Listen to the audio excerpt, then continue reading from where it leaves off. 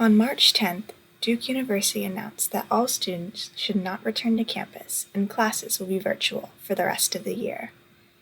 In a span of a week, I went from smiling on the beach with friends to sitting alone on the plane with a one-way ticket back home to Spring, Texas. It felt like my first year in college had been ripped away from me right when it was getting good.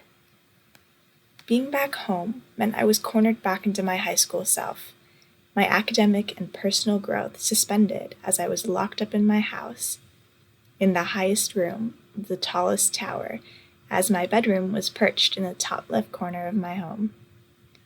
While my tower had a complimentary window view of the great outdoors, I am constantly reminded of who I used to be and no longer challenged in who I want to be. To ground myself, I look towards my loved ones. It's not unusual to find my dad up before the rest of us, cranking away at some work when he's not away on business. But what marks an unsettling difference is the absence of early morning SNL skits replaced with the coronavirus pandemic live stream. On the other hand, my sister has decided to take full advantage of her classes being shut down. Her mornings reluctantly start around 11 a.m. with a good stretch and coffee with a dash of creamer.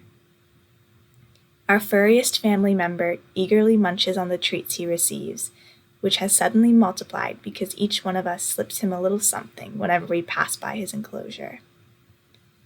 While I was battling a growing frustration of being forced to stay inside, my mom, too, a cozy homebody, has been annoyed by the invasion of her space, but amused by the playful pestering from her stir-crazy college daughter.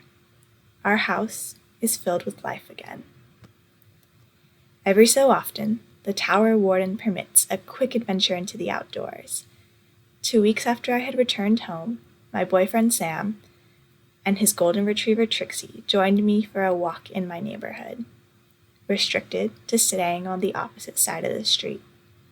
Even though his birthday had just passed, I haven't even had the chance to give him a hug since we said goodbye to each other for the start of the semester in January. Trixie doesn't understand why Sam and I stay so far apart, and she has quickly adapted to trotting between the two of us for pets and attention. Even while I enjoy my time with Sam and Trixie, I look forward to coming back to my family, complete with eye rolls and laughter at cringy jokes. To provide a place for my family's joy, our backyard has become our solace. Since I left for college, my parents started a garden, and the love and affection my mom dedicated towards my presence at home now goes to the flowers. It is clear from their bright and vibrant petals and healthy leaves that my mother's nurturing love for me was and is life-giving. On the opposite side of the backyard, my father tends to the vegetables by snipping leaves to make a salad tonight with dinner, taking great care to avoid the bugs. He can't help but glow with pride at his harvest, an emotion I was used to seeing when my sister or I brought home an A on a test.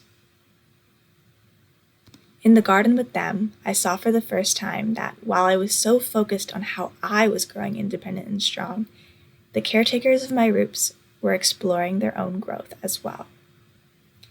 Like the plants growing regardless of the pandemic, life went on in the midst of this virus.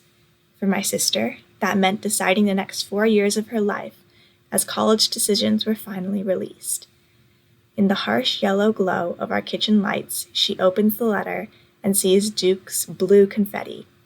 First, her face registers her shock, then excitement, and then pure joy.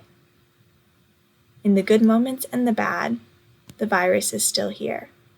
Our family may forget about it for moments during car ride bickering, but the virus's presence still creeps about in sneaky ways, from gas prices lower than my parents have seen in decades, to a high demand for delivery drivers, to our staggered walking formation.